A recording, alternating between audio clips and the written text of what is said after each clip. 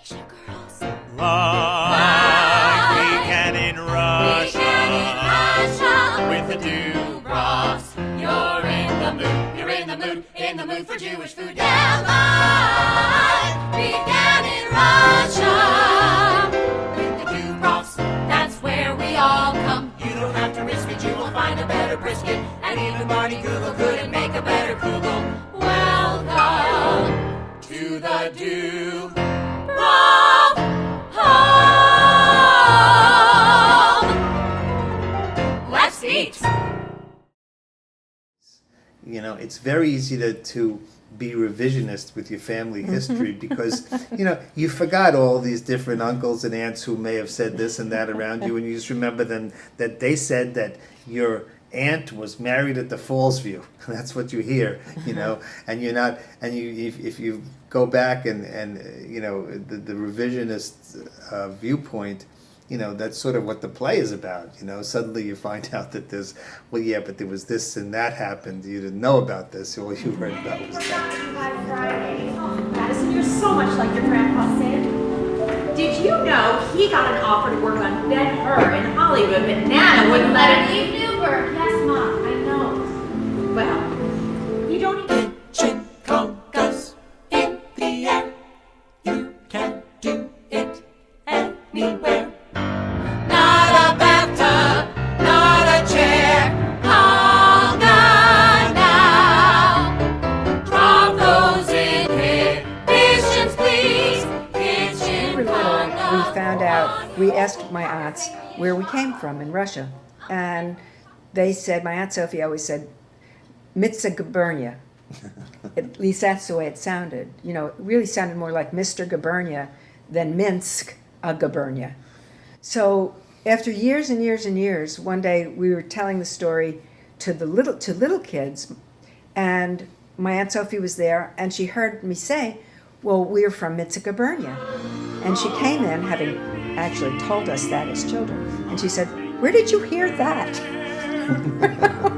Who told you that? Father, and bring him home.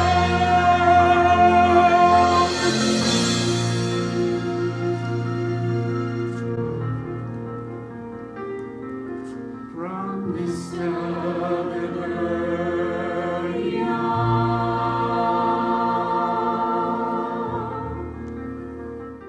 Tap a little recipe. Improvise, wah, wah, wah, if you feel free. Shuffle off to Buffalo while making soup. When you chop an onion, do a loop-de-loop. Eggs I'm gonna poach, tap with soda voce. Mashing a potato, half it with bravado. People think we made up the story about the wedding. Oh, no. And in fact, my Aunt Betty got married in my grandfather's butcher shop. Her hair caught on fire, her veil burned, and it was so cold that her hair then, when they tried to put it out with water, that her hair froze.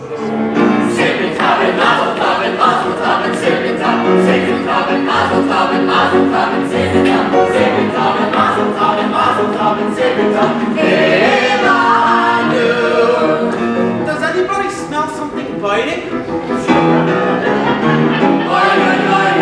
I think her mail is burning. Now her dress is burning. What is one to do? Chuppah that's there, sort of a traditional chuppah. But it ends up being used before the wedding, it ends up being used as a stretcher to carry this really poor guy Larry, who throughout the musical is in various stages of nervous breakdown. He faints and they carry him out in the chuppah, but the chuppah is not meant to carry a human being. Hand me the hook.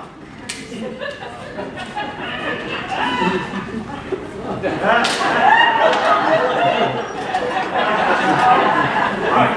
On three. Ready? 1, 2, 3. Give him some air. So it's all pieces of those who have gone before coming together to help this married couple understand what they're doing and who they are, and you kind of get the sense that everything's going to be fine because they're always protected not only by the chuppah Yeah. and the people surrounding them, but by all of the pieces of the chuppah that belong to people who went before. Well, the chuppah should be filled with symbols of your ancestors, your grandparents, Papa Milty's talit, Tante Fritzy's yellow scarf, Great Aunt Basha's tablecloth, who you're named for, Papa Phil's sock, Nana Sophie's handkerchief. Oh, it's in the pocket of the vest that your great-grandpa Shmuel wore on the boats over here.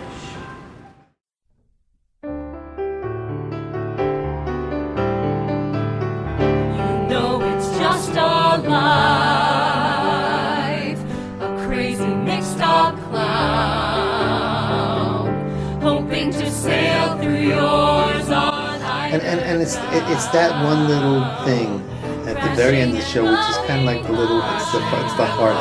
You know, you're going like this at the whole play, and then you see the heartbeat. And over much too soon. It's just